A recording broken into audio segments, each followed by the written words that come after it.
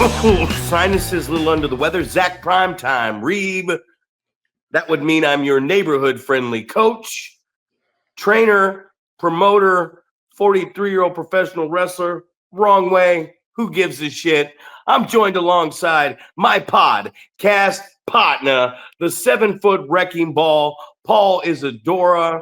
And Paul, I know how I'm doing. How are you doing? Oh, I'm doing good, man. I'm on a the wrestling high that you get after a show. That's what I'm on right now. I just got done with training, and I was telling my wife, I I definitely got into it tonight. I might have went a little overboard, but it was back to why I love pro wrestling. I was just sore. You what's be that? sore? You be a little sore? Oh no, I was not sore, but I was just in the ring and I was chaining around with these guys and getting vocal and getting into character, and it was just a reminder of the things that we love so much about pro wrestling. And it's at this point in our careers, I think for me especially, because I haven't been actually wrestling matches, so for me especially, I think it's like the you get the adrenaline flowing and you get the juices flowing, and I'm breathing hard and sweating, and all we were doing is working arm ringers, and it was so intense because I was just getting way too into it. I was like, ringing the arm and just bending it at the elbow and jerking it and putting the guy in the hammer lock and just all this stuff. I was getting a good jerk out of it. But no, then I was getting the arm wringer and I was putting the wrist lock on, and then I was handing it to someone else. Here, you do it. And then they would do it, and then they would reverse it. And then I'd be like, give me it back. I need to ring that arm. And then I'd be like, just grab onto it. I felt like The energy. Chris Farley. I felt like Chris Farley in the restaurant scene where he's like, I just wanted to pet it, and then you I was getting way too into it, man. I was having too much fun tonight, but that's the mood I'm in right now. That's I can like see that how you're mood. doing. Yeah. I like that mood. Well, Yes. I love that. It's funny that you said that because it's great. We always think alike. And I literally was going to come literally was going to come on this show, and I was going to say what you said, but not as impactful as you said it. I was going to be like, man, one thing that I'm seeing as I've gone through this recovery, and I've really found out I love who I am now. I love the human being I am. And I realize I love pro wrestling, but I love pro wrestling to the point that if it was banned tomorrow, if they said no more pro wrestling, I would be okay with that. I would be okay with that. But I love this. And as I sit at these shows on the weekends and I sit and talk after, there's one thing in pro wrestling, there's so much of this. There's so much shit talking. There's so much, no, I didn't say this, I didn't say that. And it's just so much god damn drama. And we forget to sit here and go, hey man, we're supposed to love this, right? This is supposed to be fucking fun. And it just seems like so many weekends after shows, there's just, and when you're at the show, it just seems like people aren't having fun. They're blaming other people. They're fighting with other people. This is a problem. That's a problem. And I'm gonna be honest with you. The passion you have right now is great because, guys, I'm gonna say it right here on this podcast. I don't give a fuck if you listen or not. It's not that fucking serious. It just isn't. And it's one thing that I've realized in this. It's like I enjoy this podcast with you. I enjoy talking to you on the phone. I enjoy seeing you in person at my show, at your show. I love talking to Paul. And I know that's not your real fucking name. That's the best part about it, because in this wrestling business, we call each other by our wrestling names a lot of times. But I enjoy it because you make it fun for me, man. We talk about it, we think about it, we come up with all these scenarios, and we're trying to help other people out. And a lot of people go, oh, this business is about money, this and that. And I want to throw something at you guys real quick. And I want to get your thoughts on this. I had a really good talk with Sparky Ballard today, man. And rekindling that friendship with someone that I love and care about so much in this business. We talked for 3 hours. I had to get off the phone. I was like, literally like, hey, bro, I got to get off the phone because I could talk to you all day. And this has been amazing. And there was a lot of shit we talked about today that really opened my eyes to a lot of shit. And a lot of it was him. Like, I forget how much this guy knows. You know what I mean? And one thing I told him, and I want to just tell this to these young guys out here, because I was telling somebody this weekend, they go, how is this so easy for you? And I said, because once you learn how to do it, once you get it, it's easy. What's the hardest part of pro wrestling, the hard part is getting to the point that it becomes so easy. Like, that's why most people give up. So you're going to have years, all you young guys out there, even guys that have been doing it a while, just keep trucking at it, because it's going to get easy one day, and you're going to start to hear, you're going to start to feel, and you're going to start to understand what's going on out there. And I said that, and someone was like, oh man, that's good. And it's like, so what is your opinion on what I just said? This is easy for us after all these years, and it seems like we look at all these young students and guys that haven't been around that long, and we're like, why don't you get it? And it's like, you will one day, and one day you will understand, and it will become easy to you. And it's the hard part is all the time that's put into getting there. So I think sometimes we're definitely really critical of a lot of young talent, because it's going to take them some time. It took us some time. Absolutely. And I remember this exact moment where Luster was telling me, like, when I was, a couple years in, and I was frustrated and like, just, God, man, what am I doing? Why am I not getting this? And he's just told me pretty much flat out, like, at some point, just like it happened, he was telling me from his own perspective, like, just like it happened for me, it's going to happen for you. At some point, it's just going to click. You're going to be like, oh, that's what's going on. That's what I should be listening for. This is the way that I should be uh, thinking about a match and how to put it together. And this is how I tell a story. But for me, it was just, I remember, I think it was probably in Portland, Oregon. I was tagging with Malachi, and it was that moment that I just remember listening to the crowd. I remember how smooth the match went.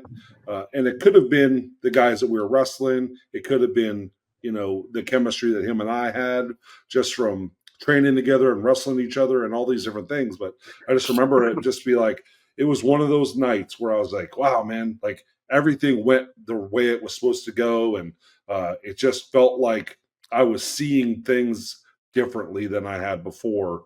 So for me, it was just, I understood it.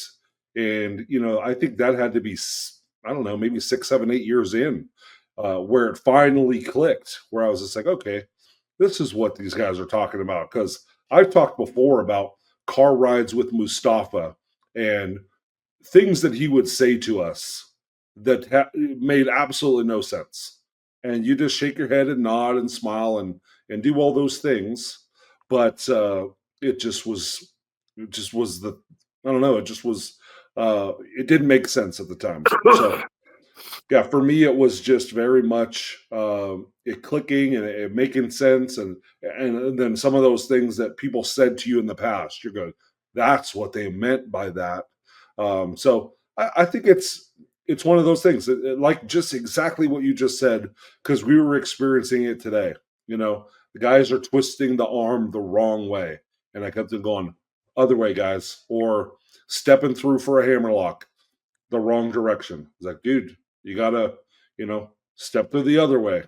So just different things that I feel like we're going over and over and over, and I can see it starting to click, and doing something the wrong way that I've already corrected, and then correcting themselves. And I was like, okay, there you go, good fix, good fix. So yeah, it's patience, right? And just like you said, man, so many people, it doesn't come easy, so they just quit. They stop coming, whatever it is, and it's frustrating for you as a trainer when people stop showing up because like, oh man, I think that guy had something, and and then you never know, right? You think about how many guys have come through your school that you think had something, and you go, shit, wonder what if would have happened if that guy stuck around. That guy could have been good or whatever. And then you see the guys that do stick around and get better, and it clicks, and then you go, now you're getting it right, and then you see the excitement on their face when things start to click, right? So I think I, that's exciting. it clicked for me with JJ Perez in the middle of the ring at APW. It just clicked for me. I talk about that story to the arm drag many times. And it's one of those things I want to talk to the guys about. And I always hear people, and you always hear like guys who've been around a while, they come up and they ask you what moves you do. And I wanted to clear the air out here and really try to help people. And when I ask somebody what moves you do, as somebody who's been doing this a while, I'm not asking you what moves you do so I can choreograph your move or I can come up with a counter to it. I'm asking you what fucking moves you do. So as I'm calling this thing or I'm working with you, I know like, okay, what do you do? I throw a good drop kick. Is it a good drop kick? Yeah, it's a good drop kick. Okay, cool. So I know somewhere in that match when the audience is ready for it, I can say duck a line, float over. I got to say float over the body slam, hit me with 2 drop kicks and an arm drag. You know, I know he throws a good arm drag. I know he throws a good drop kick. So let's get 2 of them in there. If I'm going to have you roll me up, I go, hey, man, what roll up do you do well? Do you do a victory roll or do you do a sunset flip well? Well, I'm not too good at the victory roll. What about the sunset flip? Oh, yeah, I can do a good sunset flip. All right, let me keep that one in my bag. I want to know what you do so that when I'm pacing this thing out in the ring, when it's time for a roll up, when it's time for a false or whatever, when it's time for a false hope and all this stuff, I know what I have to work with. I know what you can do. So I mean, I just want to really challenge the guys out there. Ask what moves you do. Come up with a finish and go to that ring and really just try to work. Just try it. Just give it a shot. Cuz what are you going to lose? We talk about this hard criticism all the time, and we cannot get these guys in place to learn what they need to learn, or they cannot learn what they need to learn to really make some money in this business until they go out there and give it the old fucking college try, you know? Absolutely, and I think that gone are those shows. Like I know Ugly used to run it was a legit lottery, right? Everyone was sitting up at the stage at the Colonial, and I just remember it being the most frightening and exhilarating thing at the same time. Because if you're one of those guys that's sitting up at that stage and you know how to work, then you're not too nervous, you're not too worried about it, but you're also looking around the room and you're going, man, I hope I don't get pulled with that guy right there, because that guy doesn't know how to work. So it's one of those deals, man. Like you said, man, you got to challenge yourself to go out there uh, and put something together like that. Like, let's see if we can just say, hey, this is kind of how we want to start it off. At some point you're going to cut me off. What type of things do you do that you might want to cut me off with? And then how are we going to finish this match? And then let's go fill in the blanks from there, right? Let's go paint by number. Let's get some things that make sense, and what type of story are we trying to get across? Let's just go out there and try it out, right? I think it's people get too wrapped up in what their match is going to look like um, aesthetically. Am I going to do these really cool moves, and uh, how am I going to look giving you this, springboard flipping pile driver, versus what type of story can we go out there and tell, and can we do it on the fly by listening to the crowd, and just go from there, right? There's a fear involved, and I understand that fear as well, because I've been there, right? I've been there when it's like you want to go up to the guy and you want to go, what happens after this? Then what? Then what do we do? You're putting all the different spots together because you think we've talked about this 100 times already, but you think what the crowd's going to like, or how they're going to react, or whatever it is, but you don't know. You have no idea. You don't know what this crowd's going to do. You don't know if they're going to pop big for a headlock takeover, or if it's going to take something bigger, right? Um, and I think and we've talked about the clout chasing thing, right? I want to chase that thing that people are going to say "holy shit" to, or "this is wrestling," or whatever chant you think is you perceive in your mind is the one that says you had a good match. But in reality, we've talked about this, the "holy shit" chances. Oh my goodness. I'm so glad they didn't die right there, right? So, obviously when it's very organic, and the holy shit is because I can't believe these guys are keeping our interest for 25 minutes, then it means so much more than holy shit, that guy almost died right there. I hope he's okay. So I think that's a perfect thing to do, man. We're creeping into a weekend.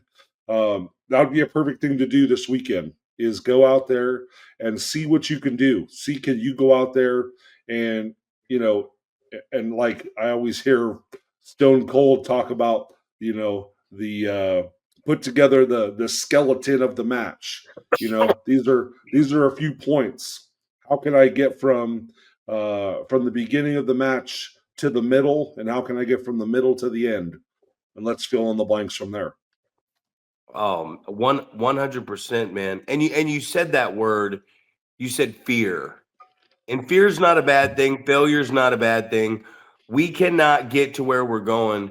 It's like the river moves forward, but in this process, analogized is like it's moving this way. Now, if we use a wrestler who wants to bypass why we're trying to get there, he's putting a dam, he's putting a structure in front of this river. Now what happens when you block water when it moves forward? It builds up, right? It builds up, and now you have to stop. And now everybody has to stop, and we're being held by this dam right here. And now we have to work on the structure of it. We have to make sure and it's safe, and then we have to maintain this dam, right? And now that we've maintained this dam and we've stopped moving forward in this progress, now that we've maintained it and spent our time, we can open up the chute and we can start to let a little bit of water out. But what happens if that structure breaks? What happens if that dam just disappears? Everybody drowns. We all fucking die. You know what I mean? I was talking to Sparky today, and I remember we had him on the podcast and we were talking about refereeing.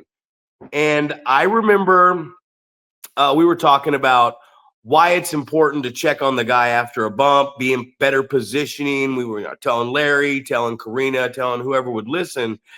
And then I realized the other day when I was listening to something, I was like, why is it's so important to be in position where the shoulders are? Now, from the referee's perspective, when we talked about, it's so important to be in position to make the count so that we can see if the shoulders come up, right? But the most important part, and I had to throw this in because I was listening to something and I'm like, I just learned something on my own right here. This is gold. People have to know it.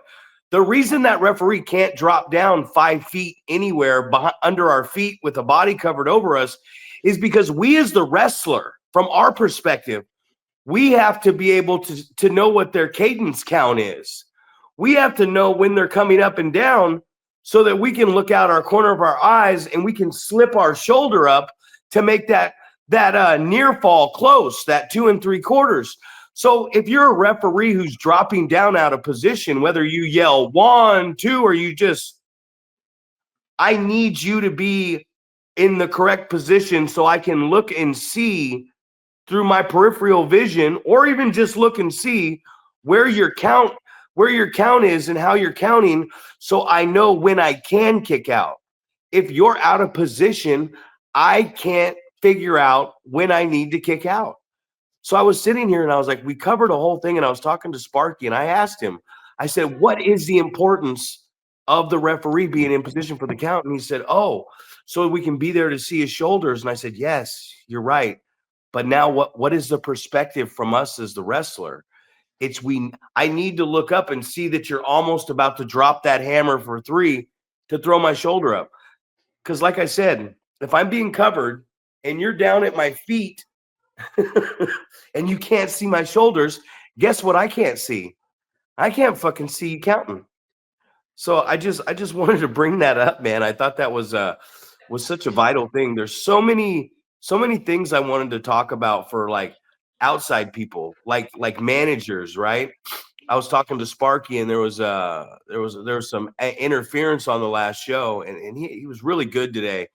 And he was like, when the heel throws the wrestler out to the manager, and the manager does something out there, the manager's getting the heat. The wrestler in the ring is not getting the heat. He's distracting the referee, so the manager on the outside or the extra guy on the outside gets the heat. That guy's getting the heat, not the guy in the ring. We don't need the guy outside the ring to get all the heat. The guy in the ring needs to get the heat. The guy on the outside, he needs to get the heat, little bits of heat, choking the guy, taunting the crowd, maybe distracting a referee, but he shouldn't get all the heat. So that was one thing that he was talking about too. He was talking about when he was talking about Bad News Blakesley, he had covered a guy in the ring. You know, he covered Dickie a couple times in the ring, and Sparky pulled him aside afterwards and said, "Hey, what are you doing? Like, when you cover the guy, it should be because the match is over. Like, this guy shouldn't kick out, and then you shouldn't cover him again, and he should kick out." He said, you got to protect your weight. You know what I mean? And we sit here so many times and talk about how the big guy, like you, the tall guy, has to protect their size. And I'd ask you, hey, how many times did you bump and feed? But like the guys that are over 400 or 500 pounds need to protect their weight. Maybe you pull him up. Maybe he's close to the rope and he gets, or maybe you do a lackadaisical cover that leaves him there so he can kick out. But covering a guy that you're 10 times bigger than, and he kicks out, and then you go to cover him a second time, that makes you look weak. So for you big guys out there, don't cover the guy in the middle of the match. What did you ever think of that about the referee positioning as the perspective from us? Have you ever thought about that? I didn't, but I just jotted down a note as you were talking about that, because I just recently heard somebody say you can always tell when the match is going to be over because the wrestler that's getting pinned has their eyes closed. That's where I got it. Oh, is that right? Yeah, I got it from that clip, and then I started thinking. Right, because I thought that was funny. It's like, I've never thought about that either, but it made perfect sense, right? You got your eyes closed because you no longer need to see the referee to know when to kick out because you're not kicking out, right? So I thought that was odd, right? I never thought about it, but then I was trying to think of, like, if I'm going to lose, do I have my eyes closed? You know, and then I'm like, you might close your eyes because you got knocked out, right?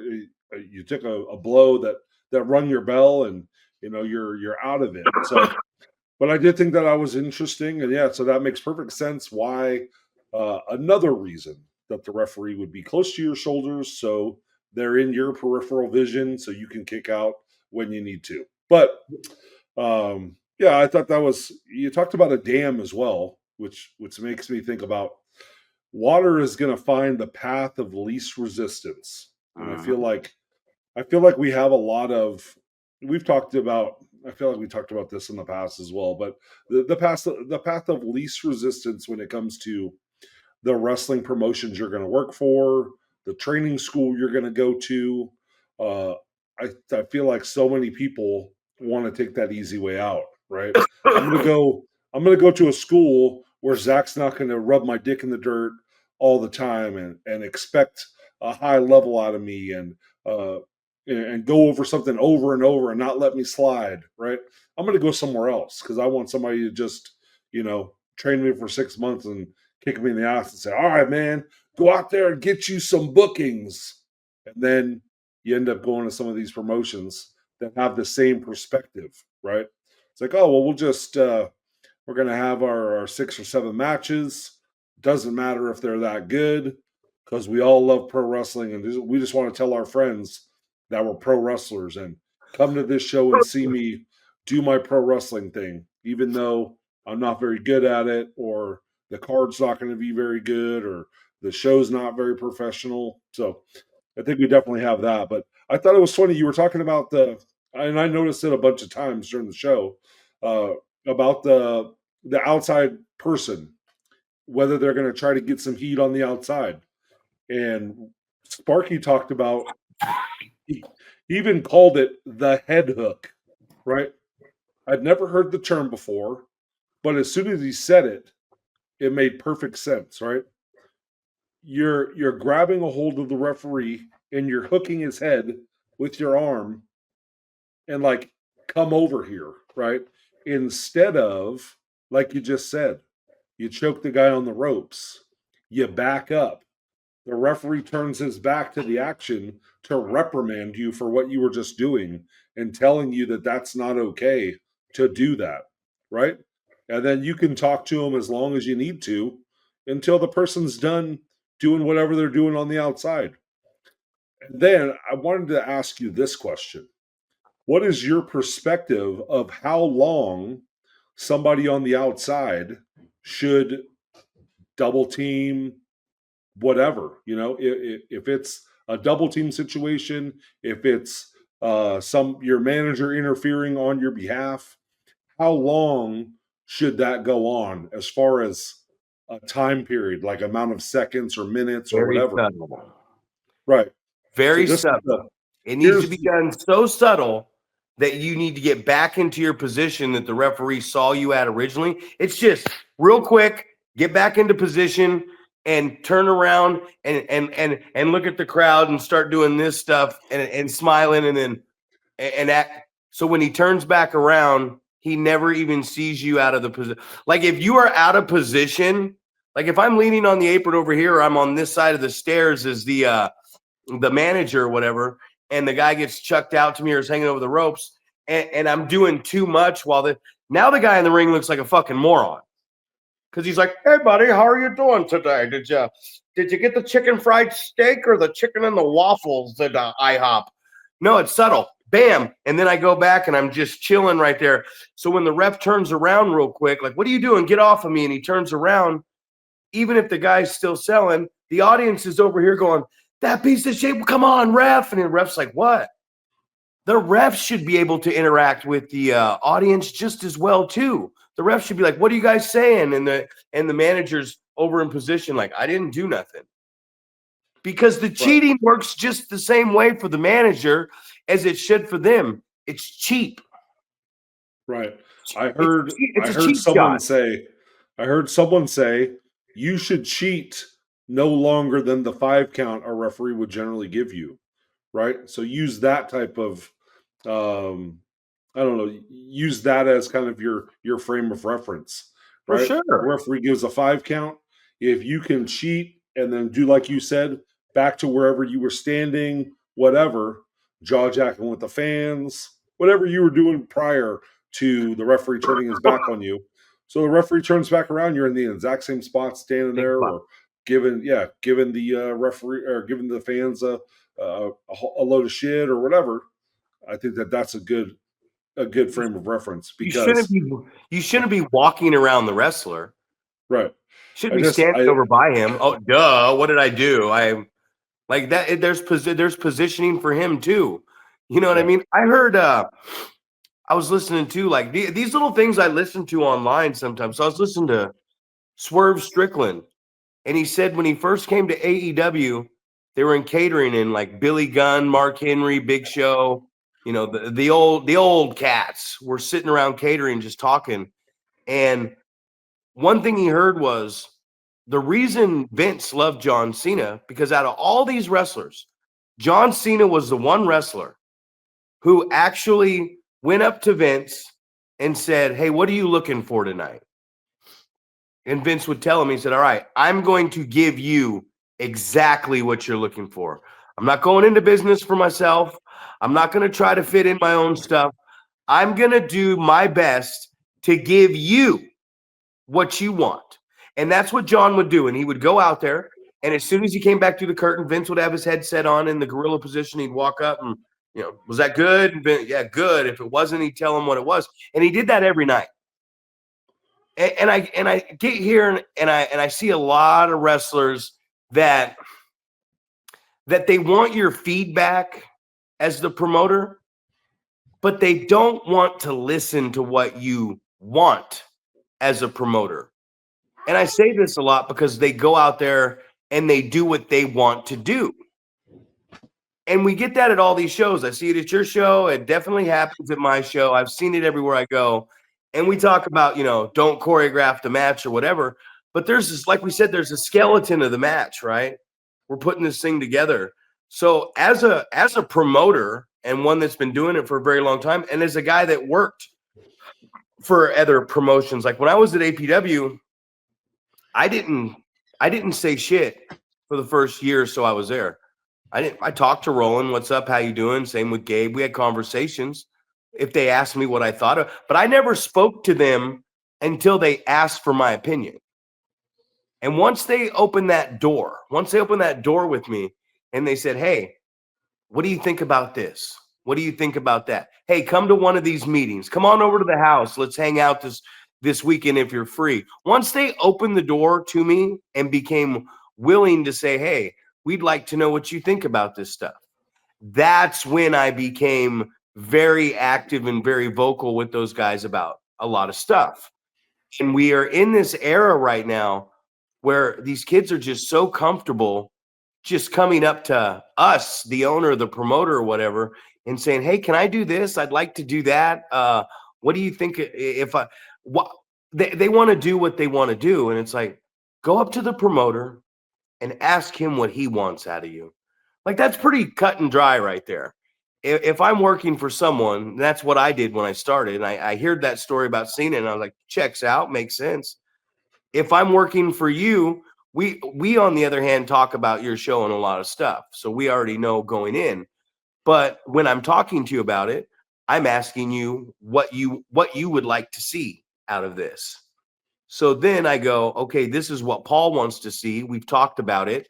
This is we've agreed this is the way to go. So I'm going to give you what we've agreed on, what you want to see." So I think a lot of guys are missing that nowadays, where they get to the show and they come up to us and go, "Hey, what are you looking for out of me tonight?" Pretty simple, right? Exactly. One of my favorite conversations that I've had recently was this past your show with Illumide, right? He was asking me, as a promoter, when someone cancels, what are you feeling? Like, would you rather? I don't remember exactly how it was phrased, but it's like, do you think less of that person if they cancel on you and all this different stuff? And and we used a couple examples. We used the journey example where maybe he found a, a more lucrative opportunity, and we've talked about that on the podcast. It's like, that's our goal, man. We want you to get better opportunities, right? We're trying to give you a push, right? We're trying to get you better, and the whole goal of getting you better is so you don't have to work here anymore. Go somewhere else, make some more money, right? Tell them about where you train. Tell them about the places that you worked. Mention us. Exactly. When someone's trying to know where you've worked and the guys you've worked with, that's what we're looking for. We want you to be on another level where you can, talk about us in a positive way. But I do like that conversation that you had with him about an opponent that he had. Right? It's like, well, this opponent took 15 minutes to beat a lower level guy on the card. So I shouldn't wrestle him for 15 minutes. If I'm going to beat him, I should beat him in far less than that. What do you think about that? Right. So coming to you, and I just remember how excited you were about, like, this guy gets it, man. This guy sees my vision, right? We're on the same page. He's seeing the same type of stuff, and he's asking really good questions. So I think that's what we're looking for, right? You're talking about asking really good questions about what are you looking for tonight. And I think those are the exact things that we're looking for, right? We want someone to come up and say, what is your vision for my character tonight? What are you looking for, right? What can I do to make this show what you want it to be, and push the storyline in the direction that you're looking to go? So I don't think you can say it any better than that. I mean, it seems so simplistic, and it seems, just so so obvious that you would go, hey, what do you need from me tonight? What is my character doing on your show? What part am I playing in your promotion? What direction are we going, right? And we've talked about that before, about the saying no to things, and kind of and asking why and things like that. It's like all of these things feed into the exact same mindset, right? You're asking questions because you're curious of what the direction of my character is. And I just had one of your guys actually, ironically, reach out to me today and ask me this exact question. What's the vision of my character? What direction are we going? What am I doing at the next show? Like, where it's ironic that you mention it, and we haven't even spoke today. So I mention it because, to me, it's when I get that, like, that was one of the first things about that I knew Illumide was gonna be something in this business, is that he actually came up to me. Like, I got guys that do say, what do you excuse me, what do you think of this? Are you okay with this? But the second Illumide gets to the show, he finds me and he says, hey, what are you looking for? Is it cool? What do you think of this? Is this okay? Like, that's what he wants to. That's his first conversation with me.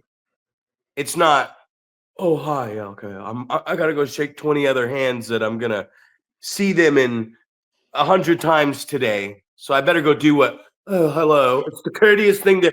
Hello, Mr. Courtesy Wrestling Handshake. I saw you last night. I better do it again because that's what I'm told to do. I better wipe my feet off on the apron and I better do all these things that I'm told how to do because I'm a professional wrestler. No, he does the fucking obvious thing. He walks in the building and finds the fucking promoter and he says, hey, what do you want out of me tonight? Thank you. Thank you. There was some guys on this show, and they didn't even ask me what I wanted. I told them, hey, I'm moving you up the card a little bit. Need a good match out of you. They didn't even ask me what I wanted. They were just like, oh, fuck, let's get down to business. Hop in the ring, guys. We got to figure this shit out. They didn't go, yeah, but what are you looking for? Oh, maybe I should ask the promoter. Maybe I should ask him what he would like to see out of our match and my character. Yeah, maybe you should. Maybe you should ask that simple fucking question. Oh, do I got some freedom tonight? What would you like to see, boss? Brother? And they just don't do it. And we get to those points. Like, Illumide called me to tell me that he couldn't wrestle, but he would be there.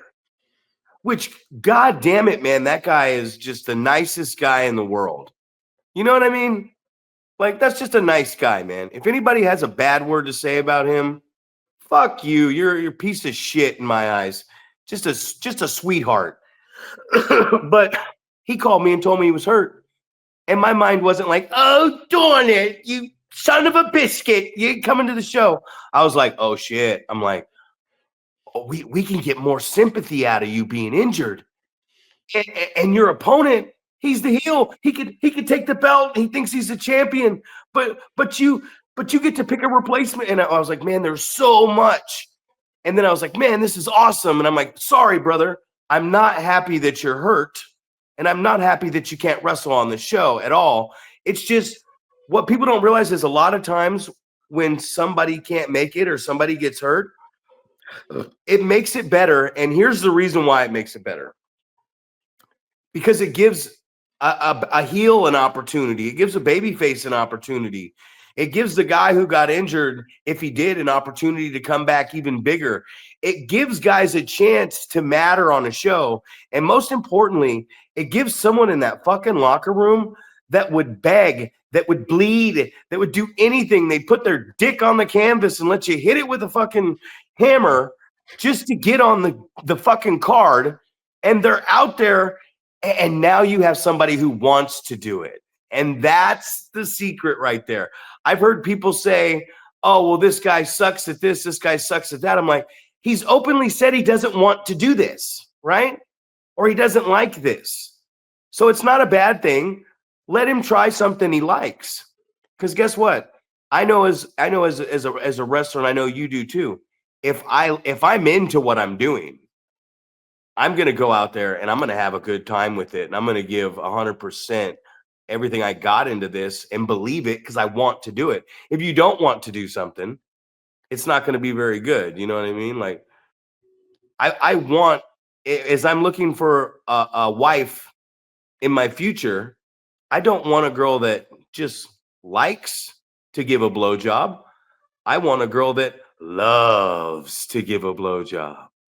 Because this is great. I kind of like it. Or matching your Chris Farley energy from early in the show. You know what I mean? It's like I want someone to give a fuck about what they're doing on my show. And if they don't, well, hey, let's figure out why you don't.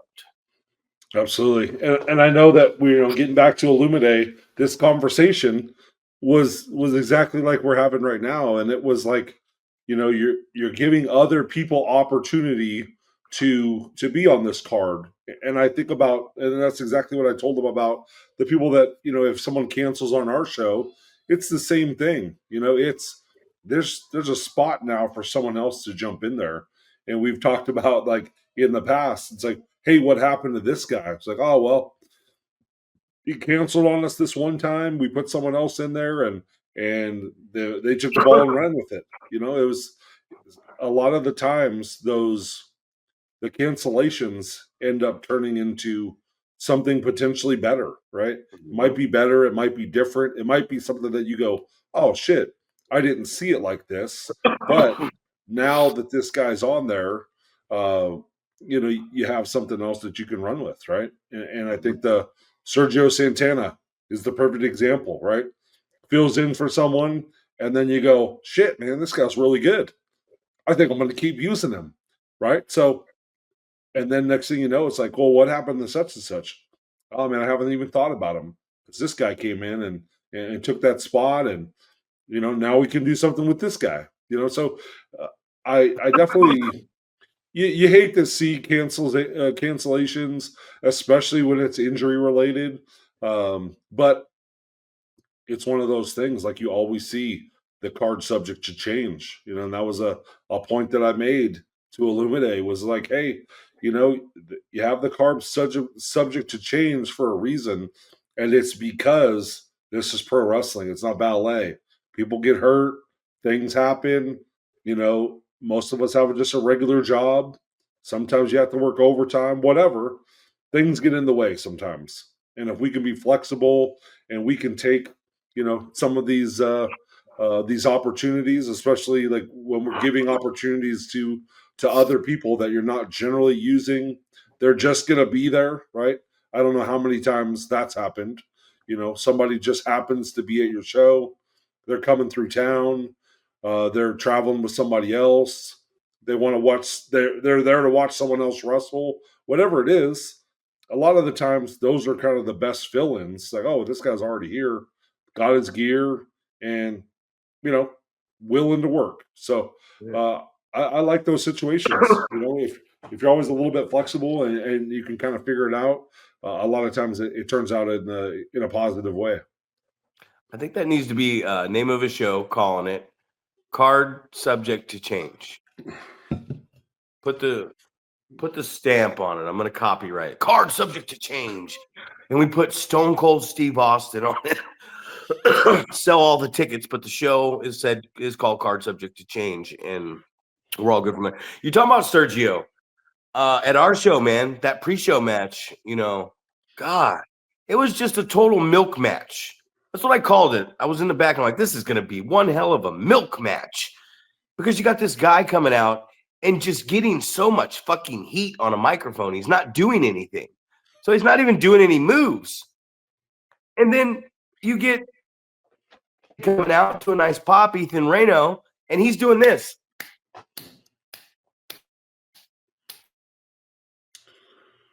Yep, and we talked about that Hands almost around, all the way home. Just milk match. It's a milk match. And they don't do much, and then they got to finish, and they bring the audience up.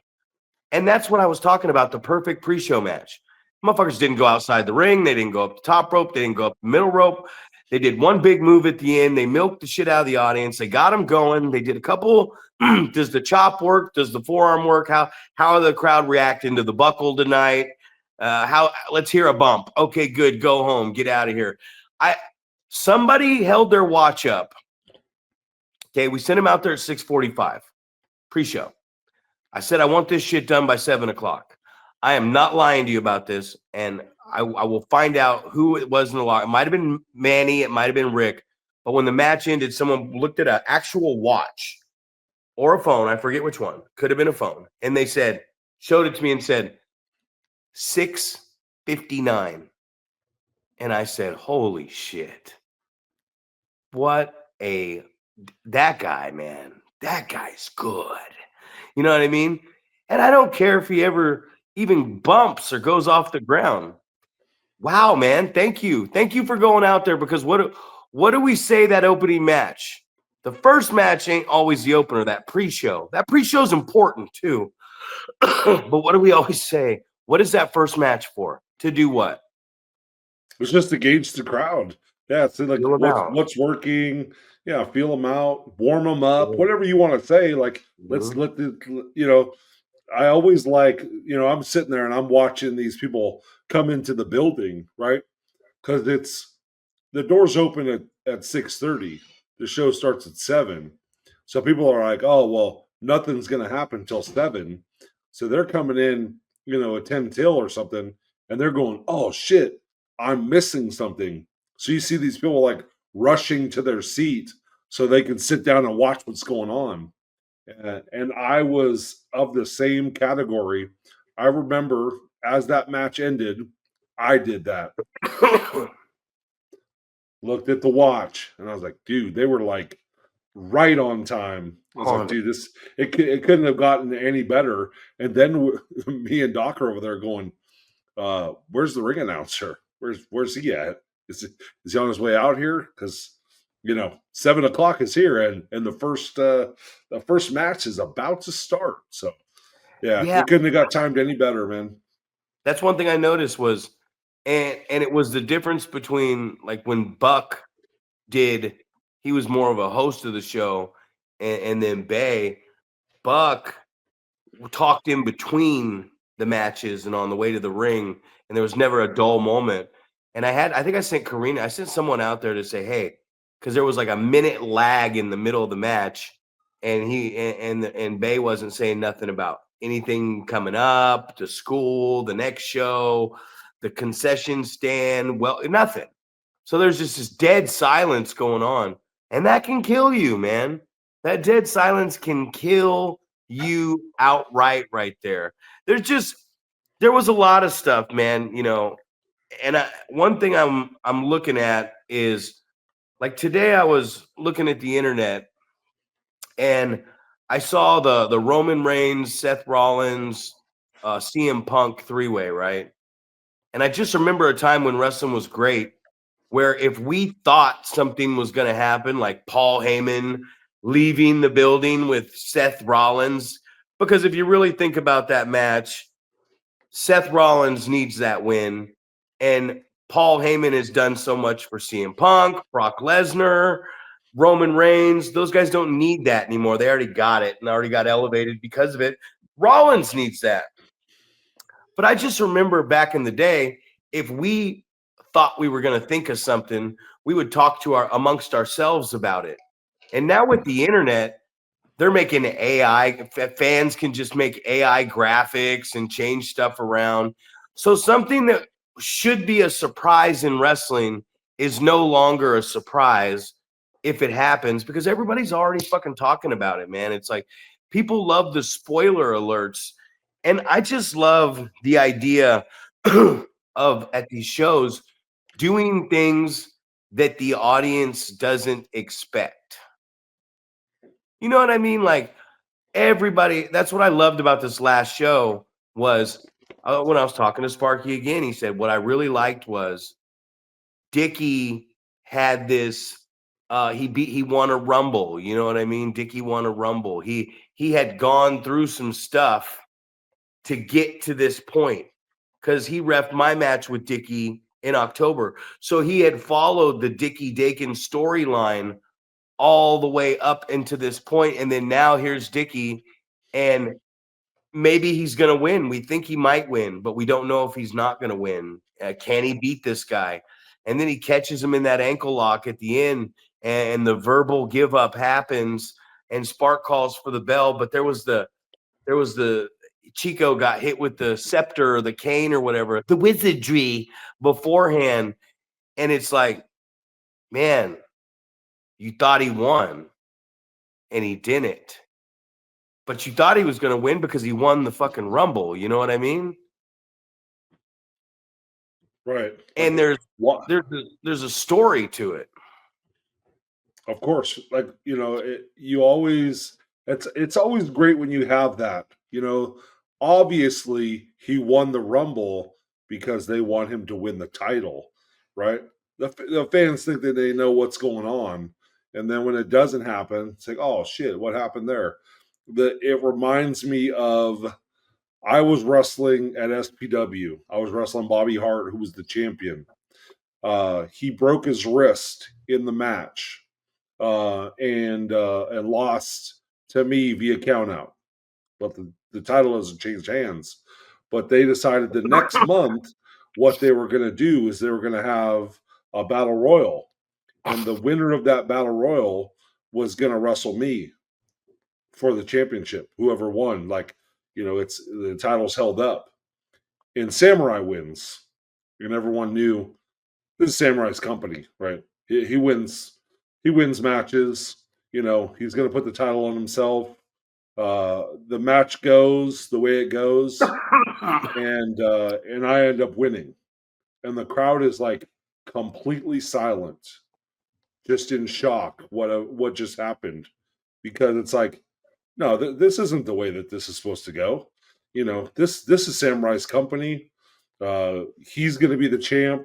I often say people put a belt on themselves because they know they're going to be reliable, right? At my company, I know I'm going to be there. So who better than me to have the 100%. championship, right? So, but that's the exact thing you're talking about. You put the fans in a situation where they think they know 100%. In that situation, 100% they knew Samurai's winning this, right? Topple the Giant, right? If we have to put the title on somebody, we're going to put it on Samurai because he is absolutely going to be here every single show. So that's the perfect example, right? There's, the fans are thinking there's no possible way, this guy is on a hot streak, right? He's doing all these things. He wins the Rumble. Now he's definitely going to topple Bad News, right? Mm-hmm. And then when it doesn't happen, they think it happens though. Exactly what I thought was going to happen. Tapped them out, right? And then the swerve happens, and then it's like, oh, we didn't know what we thought we knew, and they got us. So that's always cool to see when the fans think something's going to go one way and it doesn't, and you can see like, all right, they got us. But guess what's going to happen? They're going to come back next time to see what happens with the controversy, right? Because they know there's got to be some sort of controversy. And if you keep it going, ladies and gentlemen, 5 minutes remain in this podcast. 5 minutes. And if you keep it going, and I'm not saying you can't screw this guy. I'm not saying to screw this guy over for 6 straight months. I'm just saying you could do it again. You could, whatever. But I'm just saying it puts him in this position that, okay, your character has failed. Maybe he got gets another opportunity, and something else fucked up happens to him. Now he's out of opportunities. Now everyone goes, damn it, he should have done this. You have so much you can do with this character now as a baby face. He's down, he's out, but he's not down and out because, damn it, the villains found a way in the system to keep this belt on this guy. And now I've ran out of opportunities. So now my only option is I have to find a way to get back to that belt. I never really lost. I just lost my position to challenge for this. So my momentum is not dead. My momentum is very strong. And it doesn't mean I go back down to the bottom. Now maybe I move down to the Inter California Championship. Maybe I'm back to the Prospect Championship. Maybe I'm just moving down towards the number 2, number 3, number 4 contender guys, and I'm going to move my way up. And maybe that loss doesn't happen to the big guy. Maybe that loss happens to the next heel coming up that's trying to get up the ladder. And I win and I say, "Oh, I beat him. I should get a shot at the championship now." But you didn't beat me. You didn't beat me clean, so now I'm coming back. Now we're tied up at 1. Now we're going to go to a 2 out of 3 falls match, and we're going to get, 3 matches, 6, 7 months or whatever out of a Dickie Dakin trying to climb, but he's having these obstacles in his way with this next guy that we're trying to elevate up the ladder. And then just when they least expect it, he comes back into that situation better than ever because he learned from that experience. And that's what a lot of people don't realize is they're like, "Oh, you really think he learned and gained the experience from some fake main event matches?" Yes, I do. Yes, I do. Because we as the performer are still fucking nervous when there's 400 or 500 fans out there and they're loud and it's a big show and there's cameras on us and we have worked really hard to build these storylines up. we take it very serious. So when we make mistakes out there on big stages, we want to redeem ourselves and we want to work even harder. We realize what mistakes we've made. And that's the beauty of wrestling. You don't know if you can do it unless you've been out there and you've had that opportunity to fail, sink or swim in that situation. Absolutely. And I guess the point is that when you're in the main event, it doesn't matter if you're the champion or not. The promoter is putting you in a very important spot because they believe that you can do it or they want to see if you can do it, right? You've proven yourself to a certain point, but can you do it at the very top level in the very most important match of the night? So I think that that's something, good to remember as well, right? You talk about, it's in the main event of a fake, title or whatever. But it is real, absolutely real. The example that I'll use is Adam Thornstowe having the title at Supreme Pro Wrestling for over a year and being just like, gosh, man, like the pressure is on me every time I wrestle. Like I feel the pressure to have the best match of the night every time I wrestle. Like, and that's a real pressure that you put on yourself that you want to have that best match, right? Because the promoter is putting their trust in you, right? You're drawing the house. You better have a good match. So, I mean, that stuff is absolutely real. More pressure for a guy like Adam and more pressure for a guy like me and Scotty and Rick and the smaller guys that move around and have more athletic matches because you're expected to go out there for 25, 30 minutes and cut a pace and have a really competitive match as a competitive champion. But Mr. Paul, We're there. I'm Zach. Primetime Reeb. You're Paul. Isadora. Going over.